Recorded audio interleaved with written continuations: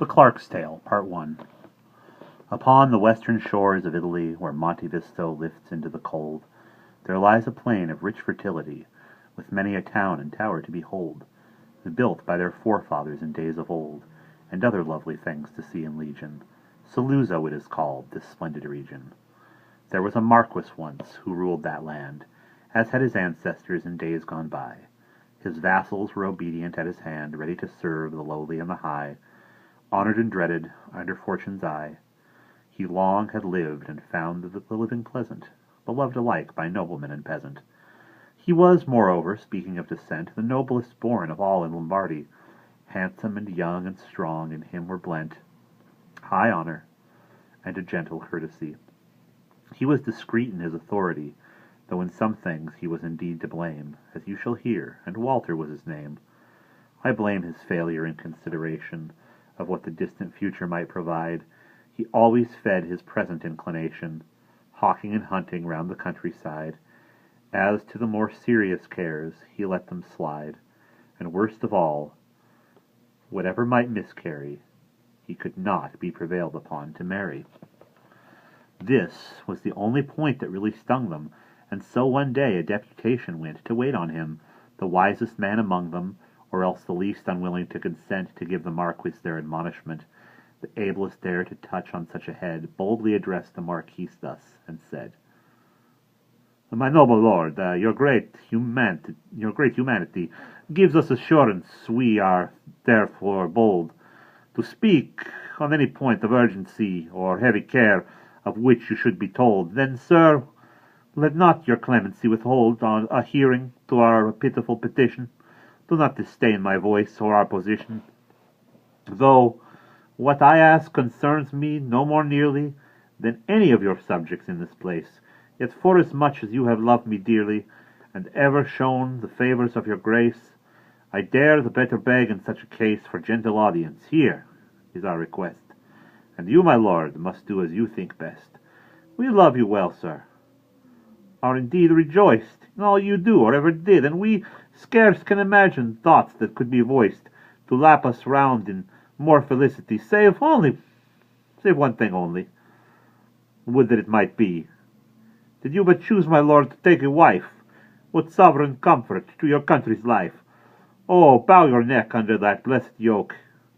It is a kingdom, not a slavery, a spousal, wedlock it is called. Invoke your wisdom, ponder carefully, and see how variously days pass.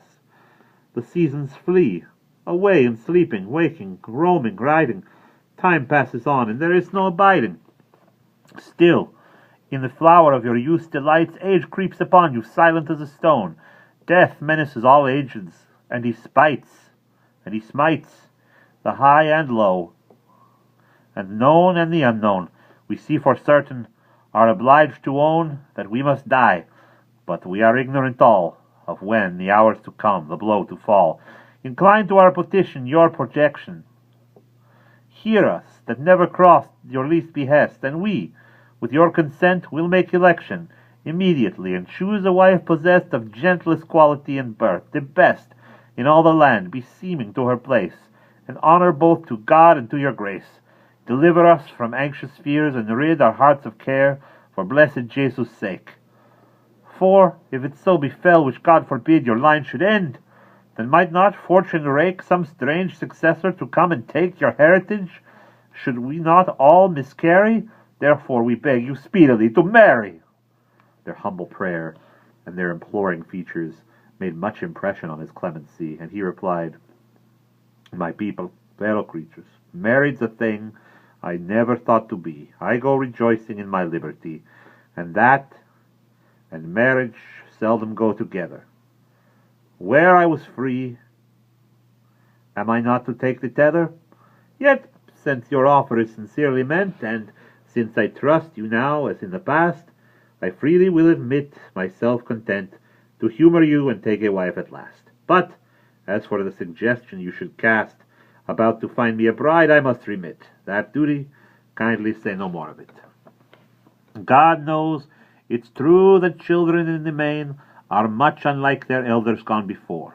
Natural goodness comes of God. No strain of blood can give it. No, nor ancestor. I trust in God's bounty, say no more. My marriage, my condition, rank, and ease I lay on him. Do he as he may please. Leave me alone to choose myself a wife. That is my burden, my prerogative. But I command you, charge you on your life, that whomsoever I choose, you are to give all honor to her, long as she may live, in word, in deed, here and elsewhere, no less, that to an emperor's daughter or a princess. And over this you furthermore shall swear, never to grumble, never to check or strive against my choice, if I am to impair my personal liberty, that you may thrive. Where I have set my heart, I mean to wive.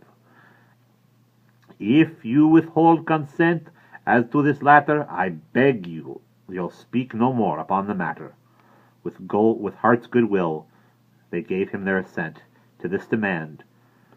Not one that made objection, but begged the princely favor ere they went, that he would name a day for the election of his espoused, and quickly, for a section among his folk were yet uneasy dreading.